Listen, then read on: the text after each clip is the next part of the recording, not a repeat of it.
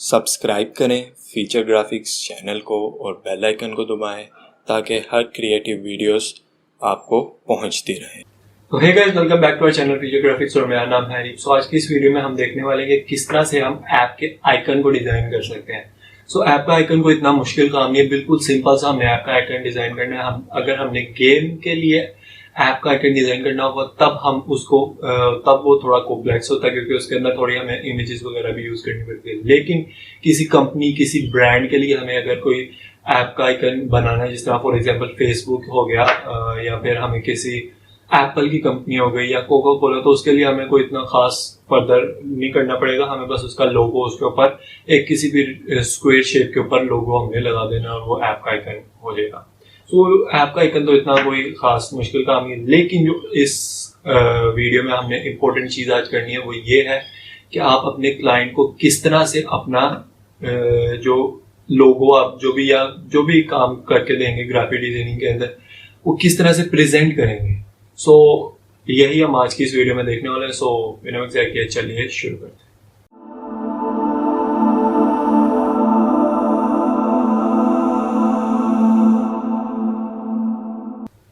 सो यहाँ पर सबसे पहले मैं अपना Adobe Illustrator ओपन कर लेता हूँ। Adobe Illustrator ओपन करने के बाद सिंपली सबसे पहले वही सिंपल काम करना है, आपने क्रिएट न्यू के बटन पे क्लिक करना है।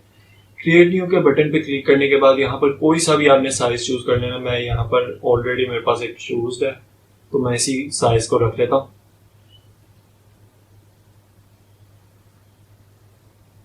सो यहाँ पर थोड़ी देर तक वेट करने के बाद हमारे पास यहाँ पर हमारा जो आर्टबोर्ड है वो ओपन हो जाएगा। So yes you can see यहाँ पर मेरा आर्टबोर्ड ओपन हो चुका है। सो यहाँ पर मैंने ये एक आर्टबोर्ड बना लिया। आप अपने हिसाब से कोई भी साइज ले सकते हैं, इसमें कोई साइज की नहीं है। आप जो मर्जी अपना हिसाब से जो सी भी विड्थ हाइट रखना चाहते हैं रख सकते हैं। सो यहाँ पर सिंपली हम एक लोगो, पहले मैं एक सिंपल सा बनाऊंगा, वो इतना खास कोई मुश्किल नहीं होगा, सिंपल सा बिल्कुल लोगो होगा। ओके, सो यहाँ पर मैं एक यहाँ पर रेक्टेंगुलर बना देता हूँ वर्टिकली,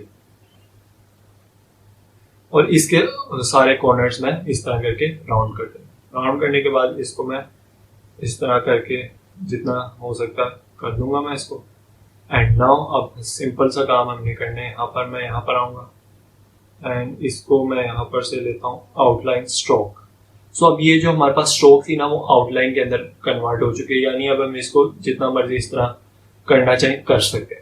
सो ये सिंपल सा मैंने एक काम करना था वो मैंने कर लिया। अब सिंपली इसको मैं अनग्रुप करूंगा तो ये मेरे पास एक शेप नहीं है, दो शेप्स हैं। क्यों? क्योंकि ये एक मेरे पास स्ट्रोक की लाइन थी और एक मेरे पास जो शेप है वो है।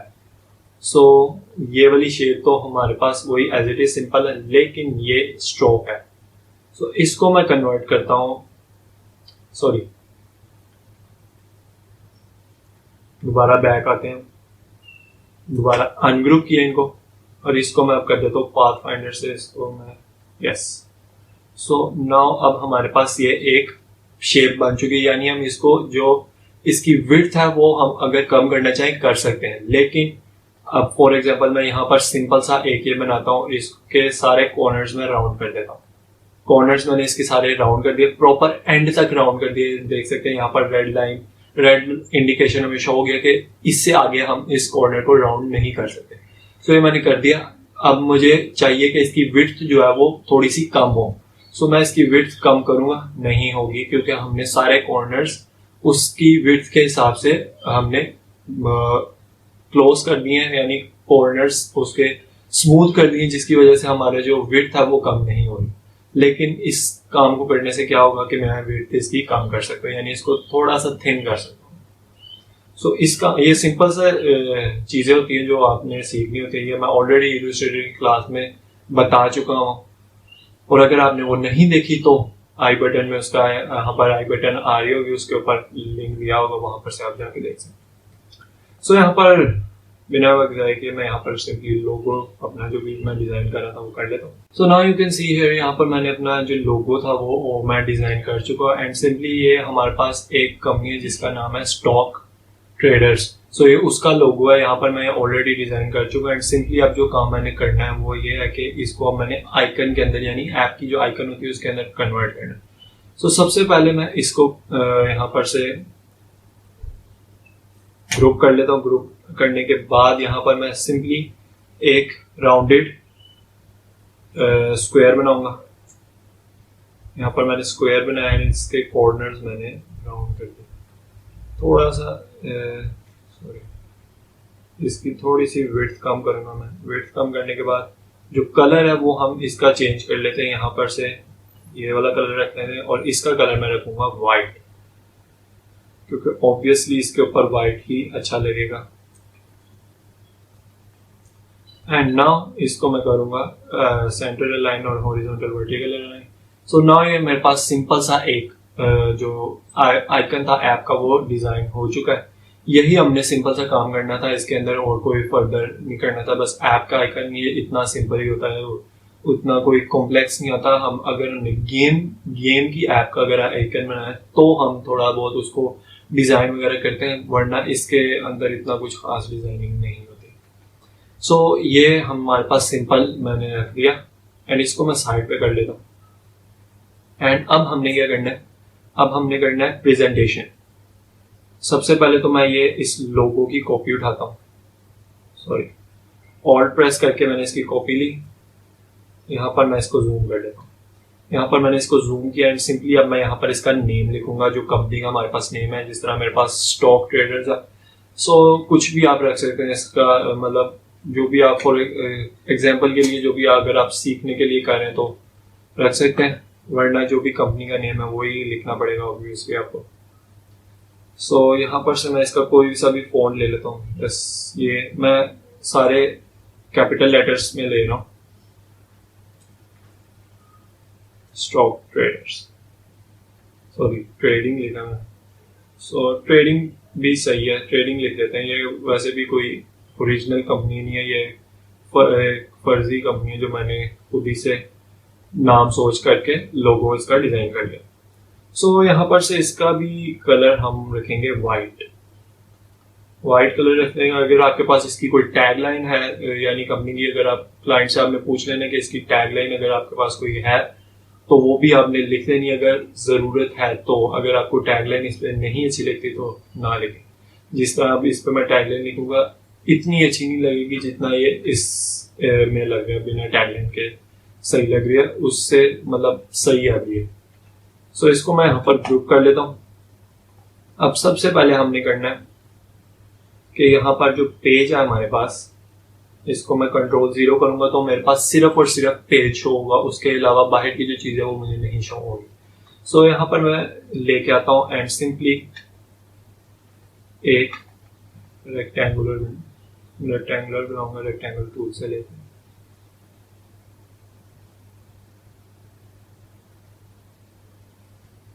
जीरो।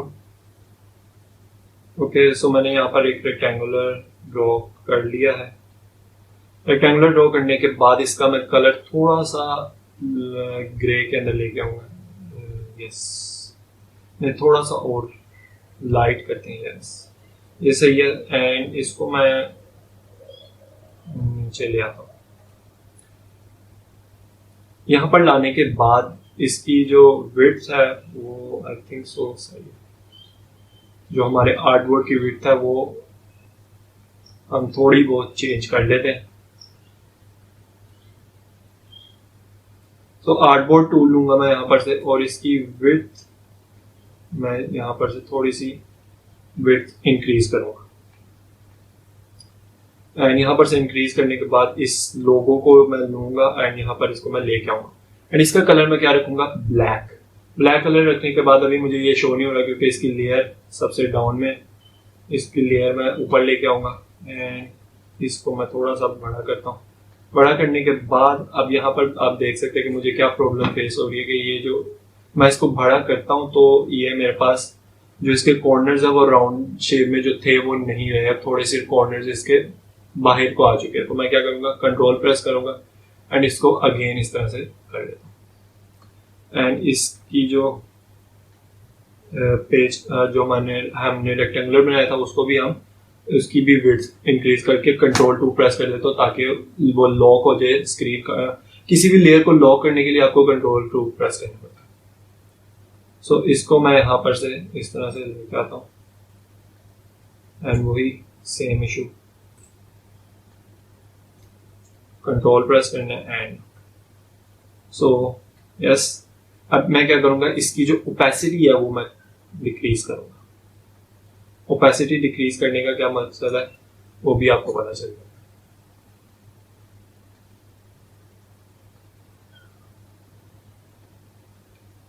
थोड़ा सा इसकी स्ट्रोक हम कम करते हैं, 2 पॉइंट कर देते हैं, बल्कि 1 पॉइंट इसे।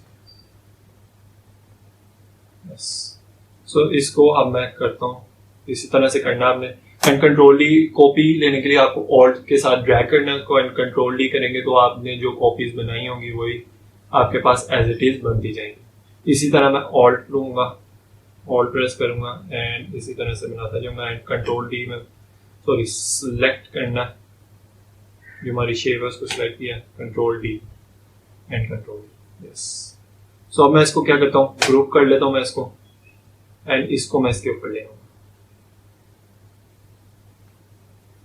एंड इसकी भी ओपेसिटी मैं कम करूंगा। सो आई होप आपको ये समझ आ रहा होगा कि किस तरह से मैं इसको अपने जो लोगो है वो किस तरह से, मतलब जो मेरा क्लाइंट को किस तरह से मैं अपना लोगो प्रेजेंट करता हूँ, यानी जो भी मेरा ऑर्डर्स आता है तो किस तरह से हम क्लाइंट को रिप्रेजेंट कर सकते हैं। सो ये एक इम्प्रेशन पड़ता है जिसके थ्रू आपको वो क्लाइंट दोबारा ऑर्डर्स दे भी सकता है।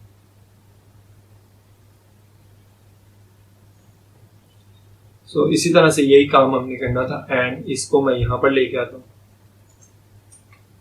एंड यहाँ पर लाने के बाद इसको मैं सबसे टॉप पे लेके आऊंगा। टॉप पे लाने के बाद सबसे पहले मैं इसके कॉर्नर्स फुल राउंड करता हूँ, एंड इसका कलर रखेंगे ये वाला,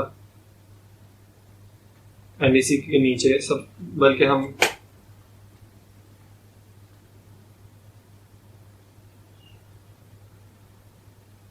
इसी की कॉपी लेते हैं। सॉरी, ऑल्ट प्रेस करके आसानी से आप कॉपी ले सकते हैं। इसी को मैं यहाँ पर इस तरह से लेकर आता हूँ, एंड इसका कलर जो मैंने पहले रखा था वो मैं रख देता हूँ, लेकिन इसकी ओपेसिटी में ज्यादा रखूंगा। एंड इसकी कम रखेंगे क्योंकि हमारे पास ये एक साइड पे, ये मतलब ये इसलिए मैंने बनाया ताकि हम वैसे ही एक रिप्रेजेंटेशन के लिए मैंने ये इसको बना दिया। एंड अब मैं क्या करूंगा, इन दोनों को आपस में ग्रुप कर लूंगा। ग्रुप करने के बाद यहाँ पर आप देख सकते हैं लेयर के अंदर ये ग्रुप हो चुका है। अब ये तो मैंने कर दिया, अब एक और काम हमने करना है। हम जो अपना आर्टबोर्ड है इसकी एक कॉपी लेंगे, ऑल्ट प्रेस करके आपने इसकी कॉपी बनानी है। ओके, सो ये जो सारा कुछ हमारे पास जो शेप्स बनाई थी वो अभी हमारे पास कॉपी हो चुकी है, वो मैं डिलीट कर दिए। डिलीट करने के बाद सबसे पहले जो काम हमने करना है वो ये है कि इसका भी कलर हमने चेंज करना।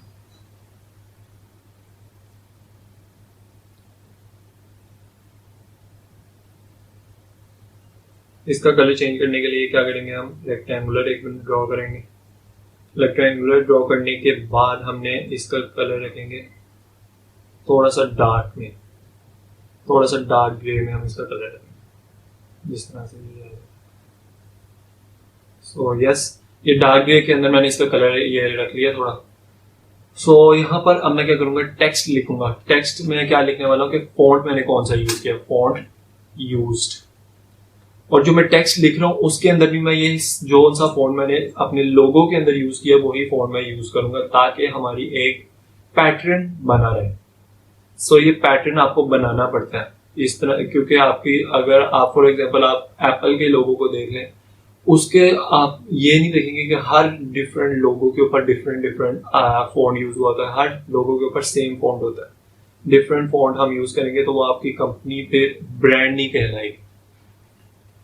सो इसका मैं जो कलर है वो रखता हूँ ब्लैक, नहीं ये वाला कलर।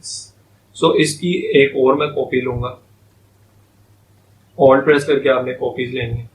सो यहाँ पर मैं आगे डॉट्स लगा देता हूँ, एंड इसको मैं यहाँ पर से जो फॉन्ट का नेम है वो मैं कॉपी करूंगा एंड यहाँ पर सिंपली पेस्ट कर दूंगा। फॉन्ट का नेम मैंने पेस्ट किया, एंड अब मैं यहाँ पर क्या करूंगा, इसको मैं थोड़ा सा लाइट करूंगा। यस, सो यस, इस तरह से आपने इसको रिप्रेजेंट करना है। सो पहले मैं इसको कंट्रोल 2 करके लॉक कर लेता हूँ। इसको आपने इस तरह से रिप्रेजेंट करना है। ओके, एंड इसको मैं यहाँ पर से इस तरह ले आता हूँ।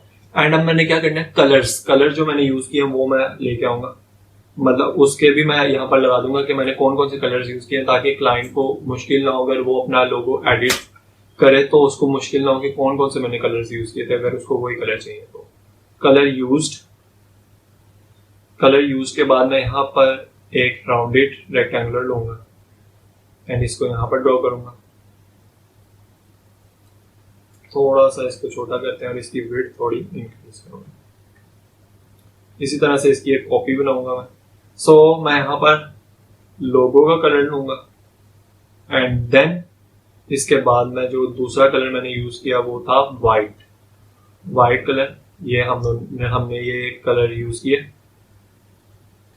सो इसको मैं यहाँ पर इस तरह से लगा दूंगा एंड यहाँ पर जो हमारे कलर्स के जो नंबर्स होते हैं, कौन से नंबर्स जो यहाँ पर ये देख सकते हैं, ये FFF यानी ये F लिखे में ये हमारे पास वाइट कलर का एक नंबर है जिससे हम वाइट कलर को चूज कर सकते हैं। हर जगह पे होता है इसी तरह से। अगर आप गूगल सर्च करेंगे इस नंबर को खाली आप लिख देंगे तो आपको वाइट कलर शो होगा। सो ये मैं लिखूंगा यहाँ पर। इसको मैं सबसे पहले इसकी एक और कॉपी बनाता हूँ। सो ऑल्ट प्रेस करके सिंपली कॉपी बनानी एंड यहाँ पर सबसे एंड पे एक हैश का साइन लगा दूंगा। हैश का साइन लगाने के बाद यहाँ पर मैं ये वाला कलर यूज कर रहा हूँ व्हाइट कलर के ऊपर।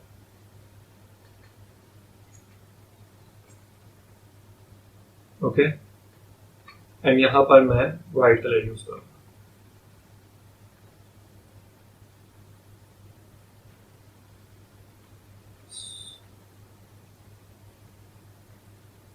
ओके, सो यहाँ पर मैं व्हाइट कलर यूज करूंगा एंड इसका जो हमारे पास नंबर आ जाता है वो ये है कि हमारे पास आ जाता है, सॉरी मैंने पेस्ट कर दिया, यहाँ पर से Ctrl+C करके आपने इसको कॉपी करना है।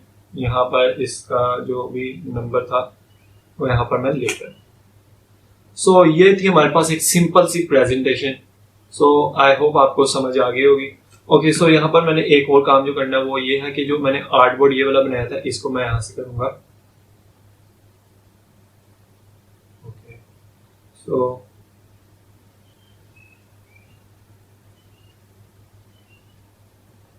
वेट, सबसे पहले मैं इन सब की कॉपी बना लेता हूँ। शिफ्ट प्रेस करके मैं इन सबको आपस में सिलेक्ट कर रहा हूँ एंड कॉपी मैंने इसकी बना ली एंड इसको मैं इसके साथ ग्रुप कर लेता हूँ। ग्रुप करने के बाद इसको मैं हटा दूंगा यहाँ पर से, आर्टबोर्ड के ऊपर से मैं इसको हटा दूंगा ताकि मैं ये वाला आर्टबोर्ड डिलीट कर सकूँ।